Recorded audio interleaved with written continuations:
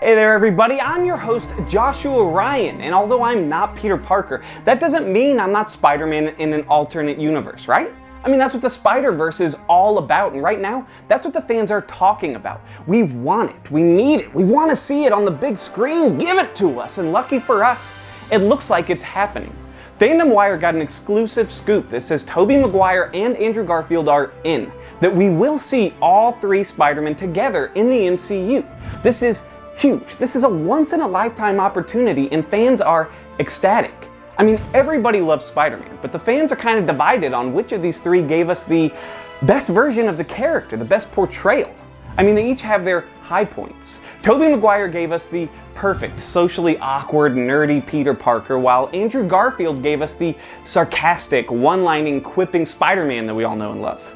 And I mean, Tom Holland gave us the first team-up live action with the Avengers on screen. These are all amazing points, but if we're going to declare one the winner and give them that webbed crown, then we're going to have to break this down into categories to award points to, and we are going to begin with the suit.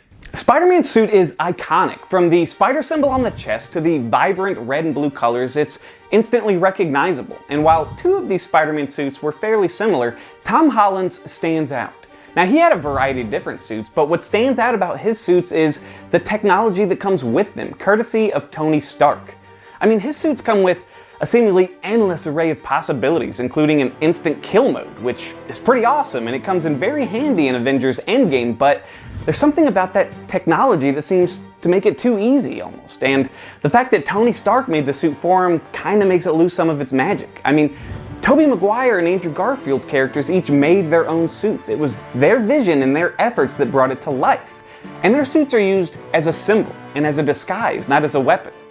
Now, of those two suits, the one that stands out the most to me was Tobey Maguire's suit from the original Spider-Man. I mean, it looks like it was ripped from the pages of a comic book and put onto the movie screen. Its colors are vibrant and bright and almost cartoonish, but not too much, and the texture's amazing. And the lines of the webbing along the suit are clearly visible. There's some great texture here. This is really a case where they got it right the first time. And so this point goes to Tobey Maguire. Spider-Man is known for his ability to launch webs from his wrists. It's a staple of the character. It's how he swings throughout New York, and it's his most prominent weapon. He uses them to pelt his enemies, swing them, and even confine them. But Maguire's version varied from the comics by having his character have natural, organic webs that shoot directly out of the flesh of his wrist. It's pretty gross when you think about it. In the comics, Spider-Man utilizes web launchers that he creates himself. They use web cartridges filled with a strong web-like substance, and they're great because they really showcase what a brilliant scientist Peter Parker is, and they add a level of tension because you know that the web shooters could run out at the most inopportune time. Now, Tom Holland and Andrew Garfield's versions each use the mechanical web shooters, and for that reason they each get a point here, making this a three-way tie as we move into the next round, the love interest. Yeah. Peter Parker is a down-on-his-luck nerd who often struggles with the ladies, but his two most well-known love interests from the comics are Mary Jane Watson and Gwen Stacy. Tobey Maguire's version gave us Mary Jane Watson as portrayed by Kirsten Dunst, and she did a pretty good job with what she was given, but unfortunately that character was used as a plot point. She creates a love triangle between Peter and Harry, and she gets captured at the end of every movie. She's used as little more than a damsel in distress for Spider-Man to save. Now, Tom Holland's version gave us a new love interest with MJ. The name is clearly an homage to Mary Jane, but the two characters couldn't be more different. However, it's the Amazing Spider-Man series that gave us Gwen Stacy as played by Emma Stone. Gwen is headstrong, independent, and she doesn't rely on Spider-Man to keep her safe. She runs headfirst into danger to help save the day. She's a part of the action. She's a part of the solution. She is a partner to Spider-Man, and for that reason, she steals this point for Andrew Garfield. There wouldn't be a Spider-Man without Uncle Ben and Aunt May.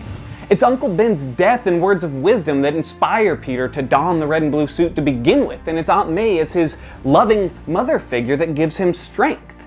Now, in Tom Holland's version, we get the smoking hot Marissa Tomei as Aunt May. But smoking hot and Aunt May aren't two things that should go together. Now, while we don't see Uncle Ben on screen in this version, it's clear that he exists in this universe and that he and Peter were close before his death. Now, Andrew Garfield's version gives us a more traditional Aunt May and Uncle Ben, but the ones that get it perfect are the Tobey Maguire ones. Uncle Ben and Aunt May are his elderly guardians filled with wisdom, love, and true goodness. And Aunt May's words to Peter of, "I believe there's a hero in all of us," and Uncle Ben's words of wisdom, that iconic line of, "With great power comes great responsibility," are etched into the minds of any fan who saw this movie growing up. It is perfect. And for that reason, this point goes to Tobey. Spider-Man has one of the most impressive rogues galleries out of any Marvel superhero. And of course, you can't have a great Spider-Man movie without a great villain. Now, Tobey Maguire's films did a great job of this in the beginning.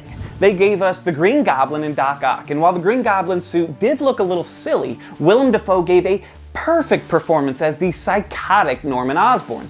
And of course, Spider-Man's battle with Doc Ock on the train is one of the greatest action sequences of any comic book movie ever, like all time. It is so good. And then Spider-Man 3 happened, and Harry Osborn turned into the new Goblin. He came off as laughable. And despite being a really solid actor, Topher Grace was a terrible choice for Venom, like really bad, the worst. And while the Sandman was okay, the forced plotline linking him to Uncle Ben's death made no sense. Now, Andrew Garfield got to face off against the Lizard in his first film, and that was really cool because fans had been wanting to see the Lizard on screen for years. And he followed that up with Electro, and while both of these villains were good, that's just it. They were good. They didn't reach that awe-inspiring, magnificent level that we want and expect from a Spider-Man movie. Now, Tom Holland got to face off against the Vulture in his first solo film, and what was awesome about that is that the Vulture was intended to be the villain in the fourth Tobey Maguire movie, which obviously didn't happen. So now he gets his chance to shine, as played by the always magnificent Michael Keaton. In Tom Holland's follow-up movie, he got to face off against Mysterio, whose ability to create these false visions and images created some amazing imagery and some truly awe-inspiring action sequences. I mean, I think Mysterio is one of the coolest and most underrated Spider-Man villains, so this was awesome. And of course, he went toe-to-toe with Thanos in Avengers Infinity War and Avengers Endgame. Now, with baddies like that under his Spidey belts, you can't help but give him the point. I mean, there's no way around it. Tom Holland takes this one. Each of the Spider-Men have 2 points. We are all tied up going into the final round. Who would have guessed that this was gonna happen? I didn't know. But now that we're here, there's only one way to settle this. We gotta take it back and look at each version of the character's introduction, their origin. Now, Tobey Maguire's version stayed really true to the comic book roots. Uncle Ben's death at the hands of a robber that Peter could have stopped, but didn't, out of revenge and resentment. Andrew Garfield's version stayed pretty close to the comics as well, but they couldn't just repeat exactly what had been done a few years ago. So while Tobey Maguire's version was wrestling Bonesaw when he was ripped off by the event organizer, Andrew Garfield's version witnesses a convenience store robbery. They each have the same tragic outcome, the death of Uncle Ben when he's just trying to do the right thing. Now fast forward to Tom Holland's version, and they didn't want to do a repeat of a repeat, so they just skipped the origin altogether. We don't see his version get his spider powers, and we don't need to. Everybody on Earth knows that Spider-Man was bitten by a radioactive spider. It's common knowledge. They teach it in school or something, I'm not sure. So instead, we get Tom Holland's introduction in a big way. He's recruited by Iron Man to do battle against Captain America and some other Avengers in Captain America Civil War. It is huge. It is a fantastic introduction, action-filled, action-packed, and it was great because this is the first live-action Spider-Man that we are seeing interacting with other superheroes on screen. This is something fans had been waiting for a lifetime. But as great and as awesome as that is, we missed out on the emotional driving force behind Peter Parker's decision to don the mask. In Tobey Maguire's version, he tells Uncle Ben to stop trying to be my father. Those are his last words to him before he dies. Then he has to carry the guilt of his actions and the lies he told, setting those events in motion that led to Uncle Ben's death. Guilt is a powerful thing, and that emotional turmoil is important to the character. It's vital. And for that reason, Tobey Maguire gets this point, and that makes him the winner. So that's it, it's official. There is no debating it, no arguing it. You heard it here. Tobey Maguire is the best version of Spider-Man. There is no debating it. There's no more argument because I just said so. It's Tobey Maguire. Now, of course, that's not true. There's always going to be debate and argument, and I'm open to hearing it. So if you disagree with me, let me know in the comments. Who do you think is really the best version of the character? Do you agree with the points I made? Do you think Tobey's got the best suit? Do you think Tom Holland has the best villains? If not, let me know. I'm Joshua Ryan. Don't forget to like and follow us on Facebook, and I'll see you next time.